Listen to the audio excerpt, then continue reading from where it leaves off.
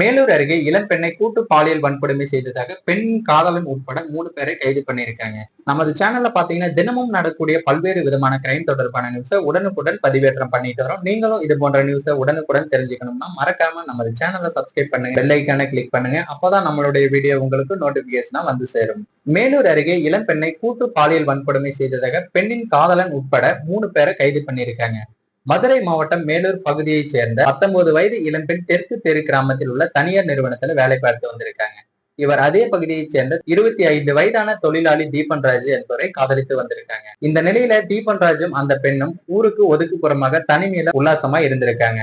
அப்போது அங்கு தீபன்ராஜின் நண்பரான 25 வயதான மதன் மற்றும் 24 வயதான திருமாறன் ஆகியோர் வந்திருக்காங்க. அவர்கள் தீபன்ராஜுடன் சேர்ந்து அந்த பெண்ணை கூட்டு பாலியல் வன்கொடுமை செய்திருக்காங்க.